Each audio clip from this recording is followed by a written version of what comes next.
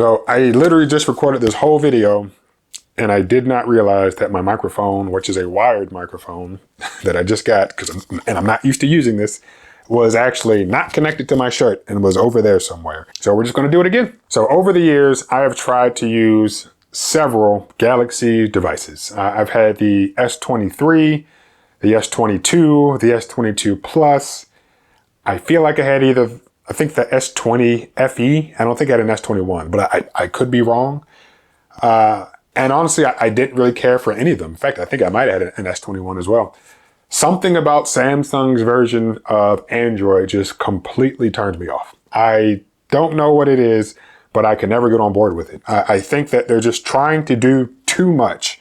And going into purchasing this, I tried to, I guess, erase any of those mental biases.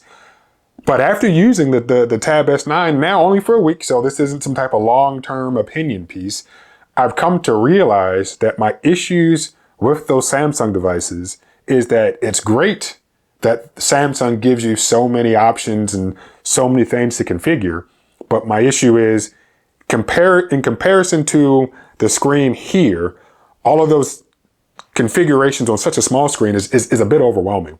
So knowing that this tablet can pretty much do all of those same things, but giving me a way bigger screen, I think has really allowed me to fully enjoy this a little bit more. For the last, 5, 6 or so years, in fact, probably even longer than that, I've tried to give tablets a fair shake, and I've never been able to find like a justifiable use case as to why or how a tablet can fit in my everyday environment. When I bought this, I said, what am I going to do with this? How am I going to use it? And to be honest, I'm still trying to figure that out. What are my main things that I'm going to do? So because it has the S Pen, I definitely said, okay, I'm going to write on it for some reason. So Samsung has the Notes app, so I do take notes in here. It's usually to-do list and maybe videos that I want to make for YouTube. So instead of me using a piece of paper, which in the grand scheme of things, that notebook is like 88 cents, if that, and I get 100 sheets of paper, that could easily last me a month or two. I know if that's the only reason I'm using it, then yeah, going with a piece of paper or a notebook is probably the better option. However, one thing that I have come to find is that, yeah, I'll take a bunch of notes and then I'll cross off some of the things that I've completed on my to-do list and things, but then the page will be full. So then I'll turn the page and then start a new one, but not always remembering to transcribe things that I had not yet completed onto the next page. So here I'm able to write everything I need to write down, and then I can either cross out things I've done or I can erase them. And the things that have not been completed stay on the same page. Now, I have not made a bunch of different notes. It's just the same one, and I just edit it and then I'm done, and then, whatever. So I guess my issue with a sheet of paper would also hold true here if I decided to create a bunch of different to-do lists or different checklists or different things. So right now it is serving that particular purpose, and I'm enjoying being able to write, cross out, and erase. Before I bought this, I considered getting the S24 Ultra because it too has an S Pen, but as I realized when having this, and I'm happy that I did, even though the S24 Ultra is bigger than the Plus ever so slightly and bigger than the regular S24, it's still too small for me to be able to use it in a way that I want to in terms of writing things down. So happy that I decided to get this instead of that. Now, the other way that I'm using this, and I literally just started doing it yesterday, is I want to use it as a nighttime display clock. I know I have the always on display on my Zen phone, and that's what I have been using. But I said, hey, well, since I have it, is it possible? Does this thing have an always on display? And the answer is no, it does not have an always on display. However, you can configure the screensaver to display certain things. Now, unfortunately, the built-in options for the screensaver are things that you don't want for somebody when you are trying to go to sleep. I think you have the option for colors, so I can imagine they're pretty bright, or you have the option for pictures. Neither one of those are what I wanted, and I kept thinking there has to be a way to set the clock to be the thing that displays while you are sitting there just looking at the screen. So I did some Googling, and yes, apparently if you download the Google Clock app, that will allow you to do it. So you download the app, and on that same settings screen, now the Google Clock app is there, and you can tap that and you can configure it to do some stuff. So boom, perfect. So I plug it in and I press the power button and I just stare at the screen and nothing happens. So I'm like, well, why isn't it working? I know it needs to be plugged up for the screensaver to start working, but so why is it not working? So pro tip, in order for the screensaver to start working, you cannot manually lock the screen. So you just have to finish whatever you're doing and then the screen will go dark and then the screensaver will start. And make sure again that it's actually plugged in. So as of right now, yes, it does exactly what I want it to do.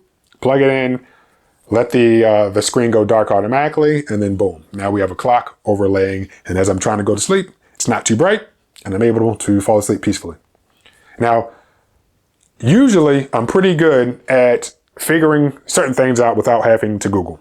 And this, not that it's a big idea, but I'm surprised that the Samsung Clock app, one, couldn't do it, but then two, and maybe it can, and I just haven't played around with it enough, but two, I didn't even really think about the Google Clock app, mainly because, as I mentioned at the onset of the video, I've tried plenty of Galaxy devices. And several times, while using the Google Clock app, I set an alarm for the following morning, knowing that I've set it, and then it just doesn't go off. And there were times where I'd be looking like at the phone, and I'd see that an alarm is supposed to be going off right now. And it just wouldn't make any noise, wouldn't vibrate. So I went on to start using the Samsung Clock app to set alarms for my Galaxy devices. And from that point going forward, I didn't have any issues. So I don't know if that's a Google issue or a Samsung issue, but for me, the Google Clock app just didn't work on a Samsung device. So that's probably why I didn't even think to download the Google Clock app. But thanks to Reddit or whatever website it was that somebody posted that, they set one of these up for their kids and it works perfectly. Now, the other thing that I do while sleeping, in addition to using this as a clock, is I play white noise from it. So sitting right next to the bedstand, or right next to the bed on the bedstand or the nightstand, and open up Spotify, play my little white noise sounds, and it's great. I was previously using my phone, no issues with that, but I said, hey, I have this sitting right here, might as well see how it works, how it sounds. Sounds perfectly fine. So that is great. And I think that's pretty much it right now. I'll do a little bit of web browsing from time to time. I will use YouTube from time to time. I feel like I have better devices for those things in particular. So I'm not going to try to force myself to use this in situations that I think other devices are better. Now, one of the things I did not mention is the base configuration comes with a 128 gigs of storage, and that's fine for me. I don't plan on putting too much stuff on here anyway. But there is a micro SD card slot, and I think you can expand the storage up to 1 terabyte or something. Also, charging is via USB-C, so that's nice. I believe it's 5 or 10 gigabit data transfer, so if you are deciding to store things on this device, it is not transfer speeds at USB 2, like some other devices. And the pin, which I've been holding this entire time, you can either attach it to the top here, and it does stick magnetically, or if you actually want to charge it, then you attach it to the back. And from what I've been told, the previous version, you could not store the pin both directions, but in this situation, there's a flat back on the actual pin, and you are able to adhere it or attach it both ways. Now, the other thing that I guess I should include is, as I mentioned, I'm using it as a nightstand or a nightstand clock. Am I just laying it flat? No, I'm not. I have this Samsung Tab S9 book folio case or something, whatever it's called. But I got it used from B&H. I got white because I was impatient. I could have gotten black and paid $10 more if I had gotten it from eBay, but B&H said free 2-day shipping, so I said, all right, I'll try the white one. Hopefully it doesn't get too messy. But it connects there's some pogo pins down here on the bottom, and all you got to do is take your tablet and then align them here on the bottom of the case, and it just snaps right in place. And it's that simple.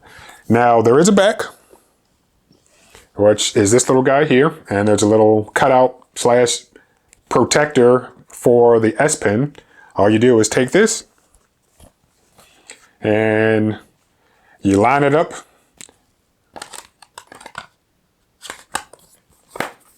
And that's it.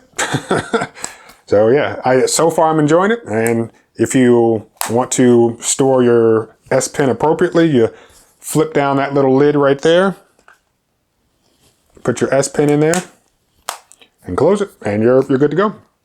Now, again, as I mentioned, I was using it as a nightstand clock. So how exactly do I do that with this? There's a little lip right here, and you take it and pull it down.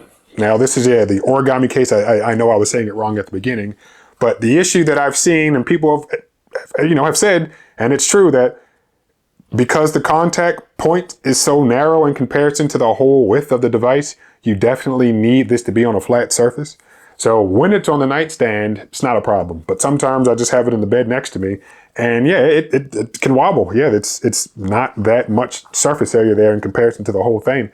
So whether it's in this orientation or in this orientation, you need a flat surface under it. Now you can do one of two things. You can use the front of this and just flip it all the way around. And then now you have a flat surface, and I'm sure some people do that. Sometimes I get a little weary about using this side on a surface because that's what comes in contact with the screen. So if you don't want to use this velvety side, you can just take this off and then now have it like this. And then now you have that as a flat surface as well. So both work. I've used both. Which one am I going to continue using? I'm not sure. But either way, it accomplishes the same thing, and it works the way that you would want it to work. Now, I said I paid $30 for this from B&H. I think it's worth $30. Brand new, I believe these cases are $80 from Best Buy or Samsung's website, and I can even imagine some third-party sellers are trying to sell it for that much. Do not pay $80 for this case. Some people say that it's too bulky. I mean, it does add a little bit of heft to it. I mean, this whole little bar right here, and then the magnets that are all in the case itself, but I think it adds a decent amount of balance to it. So it's nice to hold in the hand.